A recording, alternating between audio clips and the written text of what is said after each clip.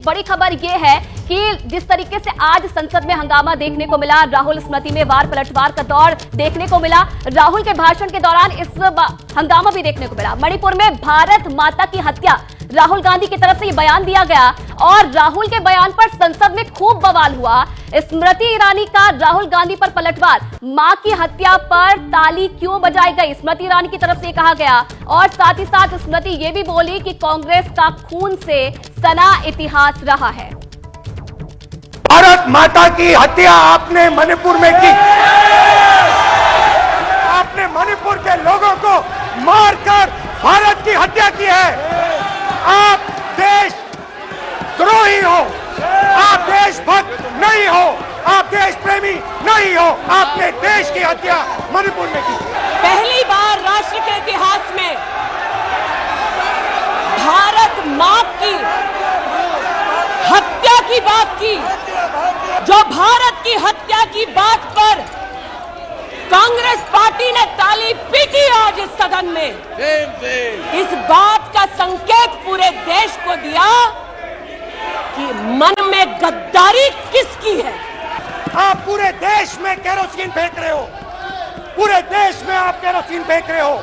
आपने मणिपुर में केरोसिन फेंकी और फिर चिंगारी लगा दी। अब आप हरियाणा में कर रहे हो, पूरे देश को आप जलाने में लगे हो।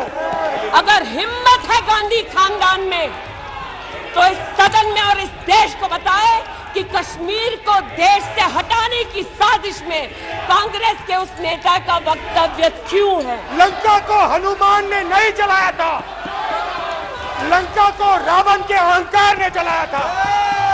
राम ने रावण को नहीं मारा था, रावण के अहंकार ने रावण को मारा था। ऐसी गरिमा विहीन आचरण को इस देश के सदन में कभी नहीं देखा गया।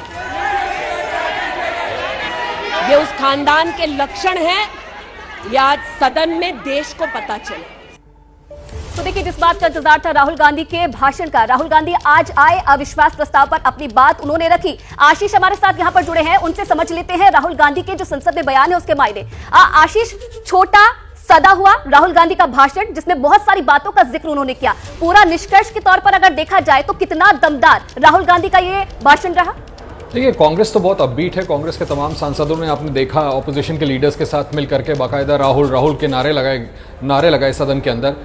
क्या इम्पैक्ट रहेगा डिबेटेबल है, देखना होगा आगे चल के इसका क्या असर होता है। तुरंत वो जिस तरह से राजस्थान गए हैं, बांसवाड़ा पहुंचे हैं, उसका भी अपना सिग्निफिकेंस है। त्रिपुरा सुंदरी देवी का वहाँ पर वास है, तो बड़ा उसका पॉलिटिकल सिग्निफिकेंस है। कहीं ना कहीं राहुल गांधी के सामने और कांग्रेस के सामने इसकी चुनौती थी। देखिए, कुछ महीनों बाद वो सदन के अंदर आ रहे थे कि उनकी एक ग्रैंड एंट्री तो हो ही, साथ ही उनका एक ग्रैंड प्लेसमेंट इंडिया अलायंस के अनडिस्प्यूटेड नंबर 1 लीडर के तौर पर भी हो। मुझे लगता है इसलिए पूरा का पूरा जो उनका भाषण था, आप देखिए तो प्रधानमंत्री मोदी पर फोकस था। वो सीधे प्रधानमंत्री, बीच में बीजेपी का नाम जरूर ले रहे थे, लेकिन वो प्रधानमंत्री को सीधा हमला कर रहे थे। प्रधानमंत्री पर आरोप लगा रहे थे मणिपुर को आपने जलाया, प्रधानमंत्री पर आरोप लगा रहे थे कि भारत माता को आपने वहां पर मारा, प्रधानमंत्री पर आरोप लगा रहे थे कि आप रावण की तरह बिहेव करते हैं, इनडायरेक्टली उस तरह का रेफरेंस दे करके। तो कहीं ना कहीं उनकी कोशिश थी खुद को पिट करने के लिए 2024 लोकसभा चुनाव में प्रधानमंत्री मोदी के सामने सुप्रीम लीडर के तौर पर। उस लिहाज से अगर हम देखें तो निश्चित तौर पर अग्रेसिव स्पीच जरूर थी उनकी तरफ से। मौका था कई महीनों के बाद, जैसा मैंने आपसे कहा कि सदन के अंदर आए थे। कितना इंपैक्ट होगा पॉलिटिकली, आपके साथ पॉलिटिकल गेस्ट है, मुझे लगता है वो ज्यादा उस पर बेहतर बोलेंगे और आने वाला समय बताएगा। जी बिल्कुल, कहीं ना कहीं देखिए, बहुत दिनों बाद जब संसद में थे तो कहीं ना कहीं सभी लोग ये उम्मीद जता रहे थे कि एग्रेशन राहुल गांधी के भाषण में देखने को मिलेगा, और वही एग्रेशन राहुल गांधी के भाषण में देखने को मिला है। जैसे ही घड़ी का काटा दोपहर 2:30 पे आए, बबीता जी का दिल सास बहू साजिश के लिए मचल जाए। और ये है इनकी बहू, पूरे दिन ऑफिस की टेंशन हो जाए गॉन जब ये करें अपना फेवरेट शो फ्री टाइम पे ऑन।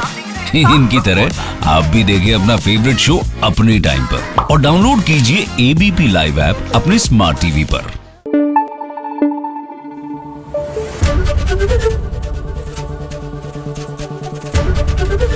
एबीपी न्यूज आपको रखे आगे।